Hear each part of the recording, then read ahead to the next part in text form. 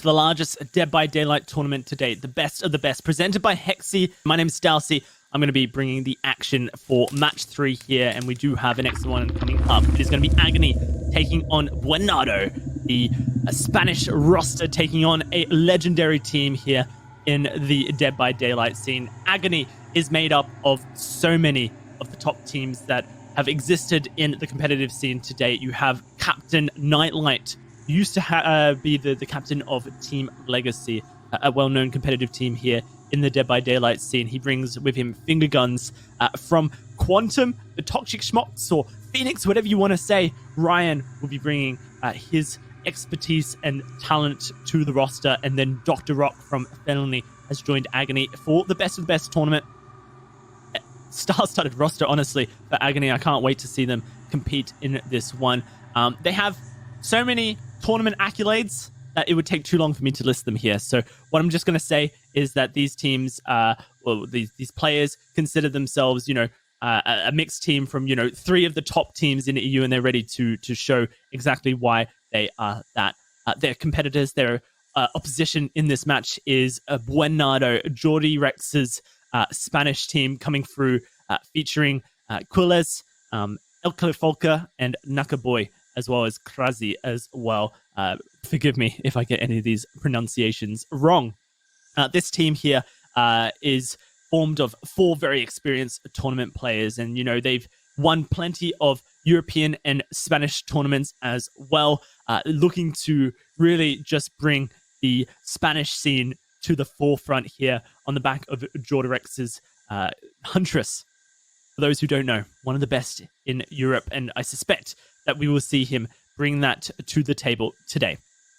The map has been rolled. These teams are going to be competing over on the Yamaka Estate. Sanctum of Wrath will be our trial, and it will be Jordorex bringing the killer first, and he has selected his famous Huntress as well.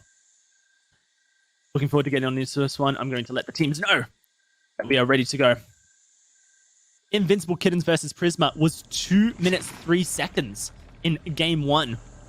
But when it came to the time for first gen for Invincible Kittens, they were 30 seconds slower than their opponents. However, that did not prevent them from getting those gens done and getting a 3-man out.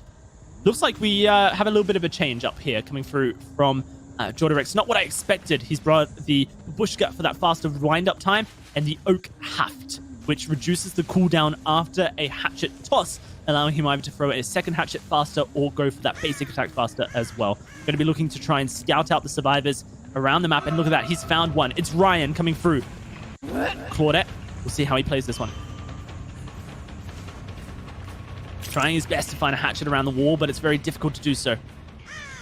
Trying to hide the red stain as well, and there it is. Oh, into a stun. Unfortunate for Jordorex. If he was able to prevent that stun, then that would have been an excellent scenario for him, as he could have got the hatchet toss across the pallet. Ryan now running around this pallet, trying to get distance on to Jordorex's Huntress, and I suspect that Jordorex may make use of his perk here. Brutal Strength, that 20% faster kick onto pallets, generators, and breakable walls. This jungle gym very confusing for even the most experienced survivor and killer. Ryan's going to be running all around it, using every wall as possible to try and break distance, and he's done an excellent job so far. Jordorex now has the difficult task of trying to find a hatchet across a rock loop, and this is not an easy thing to do, and there's another stun coming through. Meanwhile, Dr. Rock has grouped up on a generator here and has it pretty close to being finished. Finger Guns is on the center gen as well. First gen completed here for Agony. Jordorex has to consider whether or not this chase is worthwhile anymore. He does still have his Corrupt Intervention active and blocking, I believe, all of the generators on this side of the map. So he is playing around a 3-gen potentially on this non-shack side of the map. Hatchet goes through, and that is Ryan finally taking his first hit. Jordorex now looking to find more. And a second comes through as well with the red line mind game. Finally some success for Jordorex's Huntress, and a hook as well that is going to occur on this corrupted side of the map. Excellent stuff. Is there 3 generators here or 4? I suspect only 3. Our second generator does get completed by Finger Guns Nightlight, and Dr. Rock now grouping up on another generator on this side of the map. You can see Finger Guns there, making his way off the shrine, the sanctum, I suppose, and you can see the looming Huntress coming through as well. Will be Finger Guns in a chase, or is he going to try and pop this gen? It seems like it is going to be... Oh! A generator committed to by Captain Nightlight, who will take the down Was that a Dr. Rock I saw on the other side of the wall? It was the window. Reveals all. What can Dr. Rock do in this situation here? Beautiful hunch just comes around the corner. Excellent timing, but look, 0 hatchets in the pocket now. He has to run him down. What exhaustion perk does Dr. Rock have? Not dead hard. That will be the down coming through. 2 on the floor. Dr. Rock does get picked up here. What about Nightlight? Does he have Unbreakable to recover? No, he does not. So this will be 2 hooks going out, but this is the wrong side of the map for the Huntress. Not necessarily the place you want your survivors to be hooked. 6 points current to Agony to the 1, or 3, I should say. That should be coming if he gets the hook on to Nightlight as well on this ground. He's still slugged under the hook, so that will be a 3rd. You can see that Ryan and Dr. Rock have done an excellent job of securing themselves a 4th generator whilst their teammates have found themselves in the unfortunate situation of being hooked. How do you play this is the question. If you're Jordarex, do you now go for the hard camp on 2 survivors trying to get a 3rd hooked in this moment, or are you going to contest your 3-gen? Well, it seems he has come over to the 3-gen, but it's too late. Dr. Rock has done the dirty deed of popping that generator, and now very little control to be had for Jordarex's Huntress. You can see that generator over there in the corner of the map near where Dr. Rock has been hooked. Okay, my name's mixed up a little bit. That is going to be the unhook coming through onto Dr. Rock, and a snipe and a half coming through onto the unhooked survivor. Dr. Rock without decisive strike as well, so could be picked up. No unbreakable, no decisive. Looks like Ryan's going to attempt another unhook here, and he's going to take a hat to the back for his effort. Borrowed time will keep Nightlight alive for this scenario here. What can Ryan do in a tricky situation? Jordarex is just going to go for the instant pickup onto Dr. Rock, and we've already determined no decisive strike on this ace, so a 2nd hook comes through onto him. 4 points to 8 so far for Buen Nardo versus Agony. Nightlight will be recovering, mending, whilst Finger Guns works this generator with a Proof Thyself buff coming out from Nightlight. That's cheeky, isn't it? Nightlight providing the slightly faster gen speed to his teammate there. Hatchet attempt through the window, almost finds a head. Remember, that is an injured Nightlight on that generator. He's made so much distance this reverse. Up goes the Weasel, will go out onto this generator, regressing it by 25%, and scratch marks are revealed. Finger Gun's position compromised here as Dr. Rock gets unhooked by Ryan across the map. Point blank hatchet finds its mark. Can he get a 2nd with the Oak out? Yeah, he can. That's another one coming through. Was there a tap on the generator at any point? That would be ridiculous if that did happen. So another point coming through, 5 to 8 momentarily.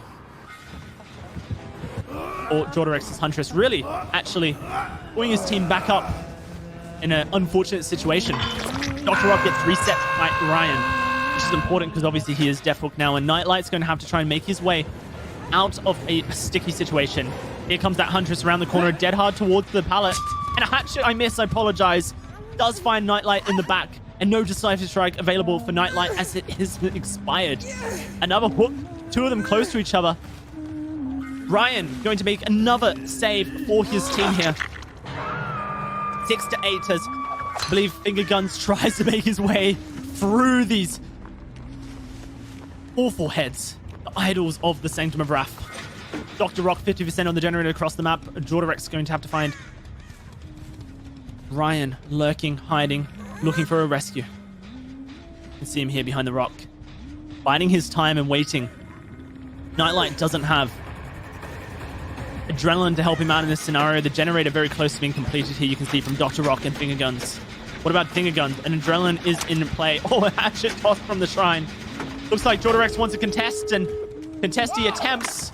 Hatchet whizzes past the face of Finger Guns, and Jordarex will commit to the tap. Adding his red light, trying to trick out Finger Guns. Oh, look at that.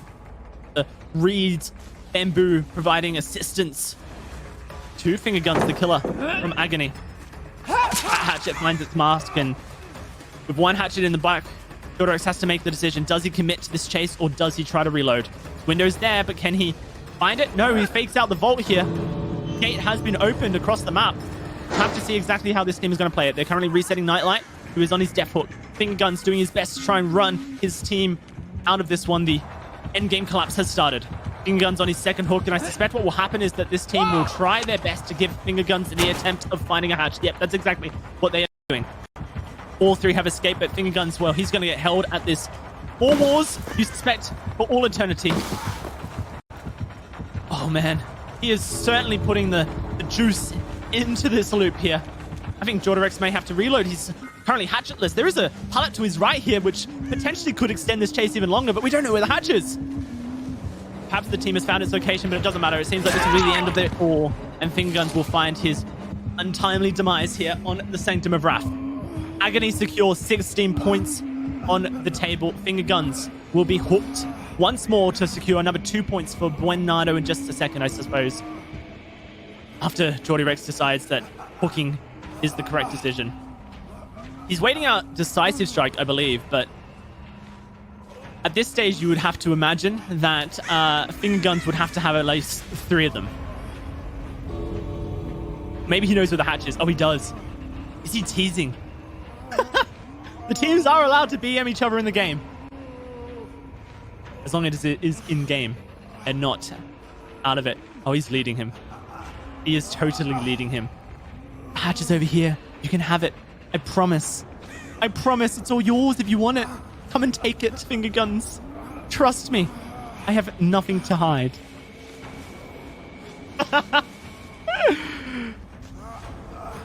What are you doing this fine Saturday? I'm just taking my detective tap for a walk. Looks like Jordarex has had enough fun with his opponent here, and we'll finally put him out of his misery. The hook does go through. That will be a point for hooking and a point for the death to come through. When Nardo secure 8 in this trial, Agony to 16, and we will be jumping on into game 2 very shortly to see exactly what Agony can do on their killer side. It is Finger Guns as well, who is playing killer. Maybe this is mind games here, a bit of mental warfare coming through. Tilting the killer out of his mind before he has to play versus your survivors. I see you, Jordarex. Put out some big games here. Game 1 complete. You can see how it all went down. 3 survivors escape, making 6 points, as well as those 5 generators popping for a total of 16 for Agony. A total of 7 hooks for 1 kill isn't the worst result, actually, coming through from Jordarex.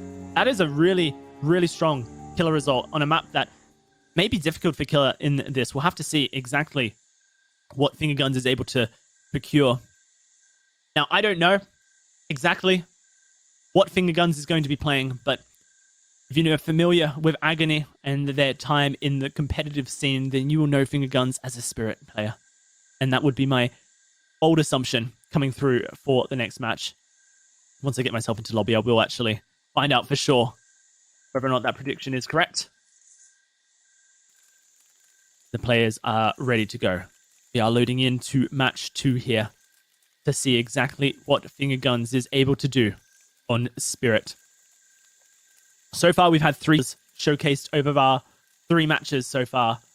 Nurse has seen 40% play over 2 times, or this is actually going to go down in just a second, obviously, because Spirit has been selected here, but we've had 2 nurses, 3 spirits, and a huntress as well.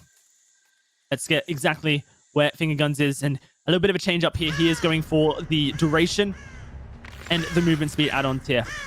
We do have Shaky Cam going through, and you can see that the Shack has actually spawned in the same position as it did versus Buen Nardo, and Laser pretty close to Finger Guns, but seems to have gotten away with it.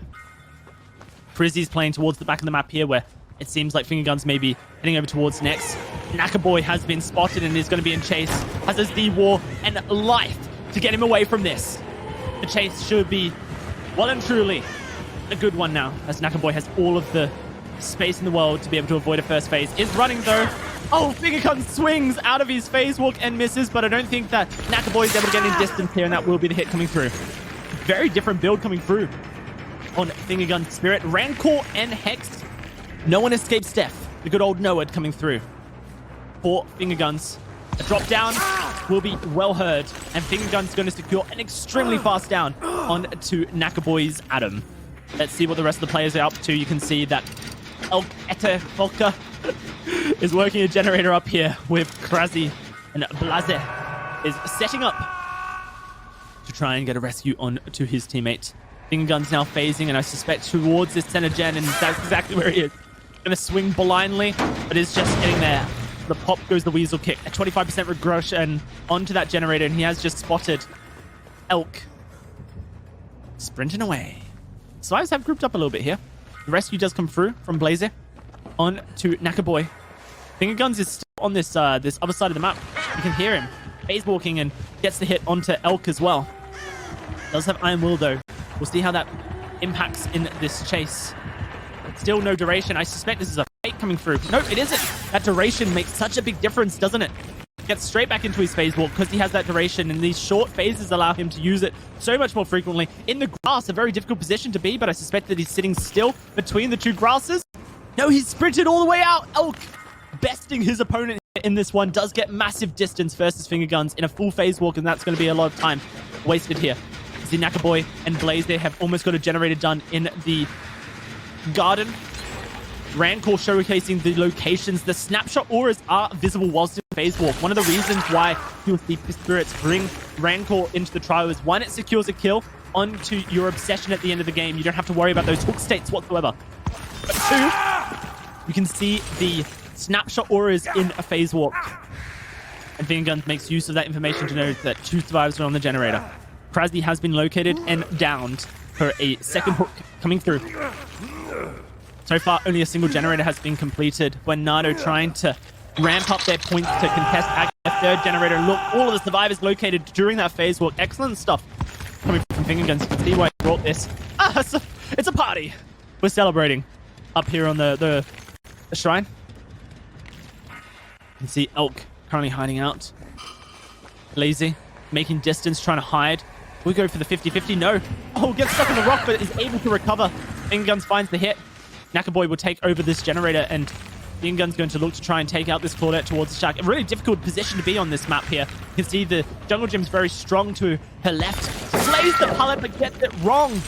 That's going to be Blazer going onto the floor. Another down coming through from Finger Guns, whilst Krasny is still on the hook. A lot of pressure has been exerted already. You can see why Finger Guns is well known for his spirit.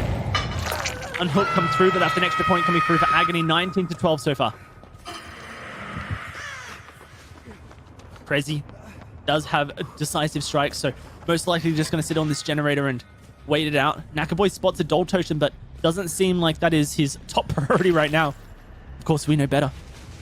Having seen that Finger Guns has brought that No One Escapes Steph for the end game if necessary. Sees the generator being worked up on top of the hill, can hear Ace walking off of it. And a swing on top of his head will find Krasny on the floor. Is he going to get picked up? That's a deliverance coming through from Blazer. The skill check goes out. Krasny secures it. Is going to be now trying to find some distance versus this spirit. Throws the pallet for life. I love that play. Coming through, Finger Guns is now going to have to chase the survivor. Zoom in across the map. Fakes the window bolt, and Finger Guns is all over it. Another down comes through very quick. The decisive strike meant nil. Another point coming through on the hooks for Agony. Going to up it to 20-14 in just a second here, as Buen Nardo are almost done with their third generator. Razzie now hitting on this hook. Lazy's deliverance almost expired. Well, I say that. It will match the decisive strike. About 10 seconds left to go. I'm going to be looking to rescue with borrowed time here. Where is this spirit? Phase walking back outside of the terror radius. Ooh, that's cheeky, but does come out of the phase walk. For those who don't know, the husk permits the terror radius on spirit, meaning that if you can phase walk from outside of the 24 meter radius, then the survivor will not get borrowed time off of their unhook. I believe that's what Finger Guns was attempting to do. Is able to find the hit here though onto Elk. We'll see if Blaze is able to get the rescue. In fact, he is. Was borrowed time transferred? No, it wasn't. So Krasny is in a very curious situation. Finger Guns, who does he want? I assume he wants Krasny, knowing that there is no decisive strike to worry about. It would be a kill secured here. Comes out of that phase walk well early, hearing the Claudette, and it is going to be crazy now. Safe for now. Blazy taking the aggro. I believe she went right. She did. You can hear her towards that exit gate, and so can Finger Guns. Gets the down nice and quickly in a phase walk, making it efficient. Let's look at the generator progress. Nakaboy working over towards the shack. almost done on this, and there's no way that Finger Guns can cross map for that Pop Goes the Weasel, but potentially this generator here that Crazy has just transferred to Elk will be the priority for Finger Guns and his Pop Goes the Weasel. A beautiful little 3-gen you can see set up here on this side of the map. And I wonder how Buen Nardo will deal with it. Will they just pop the generator at Shack so they get the extra 2 points? Or are they going to leave at 99 and try and attack these generators whilst 2 remain? It's a hard decision to make. Well, I guess we'll find out in just a second. Elk now taking aggro here, as Crazy looks to get the rescue onto Blazy.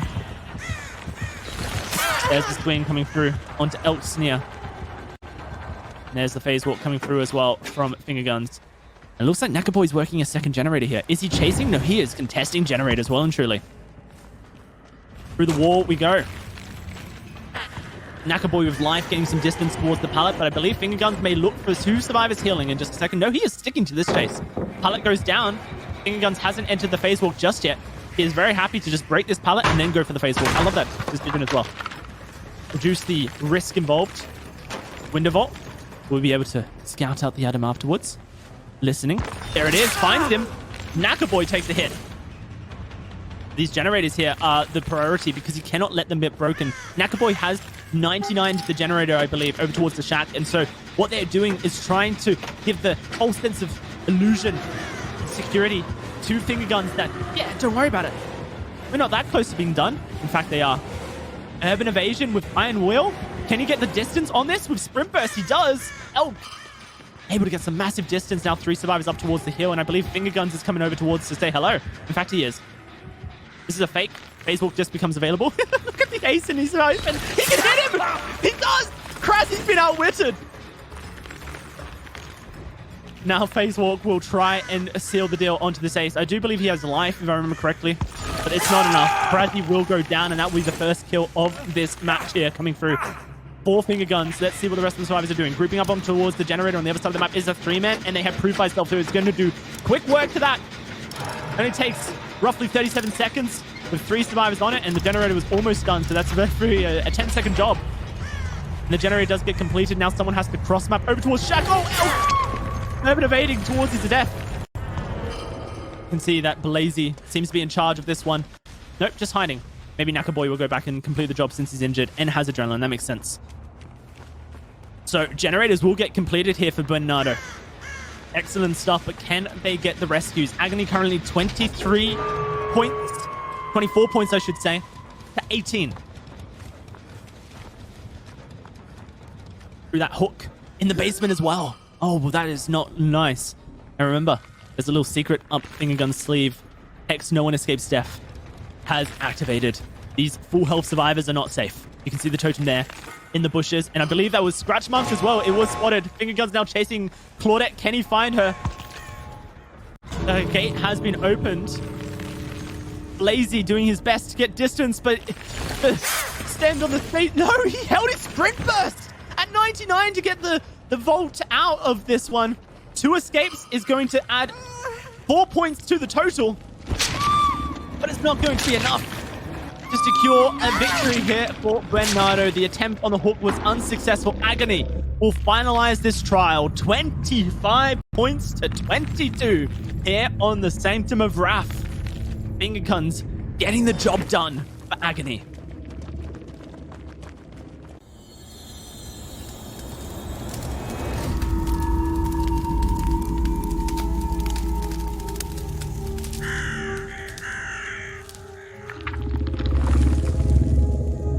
And let's see how it all happened here on the Sanctum of Wrath on match 3.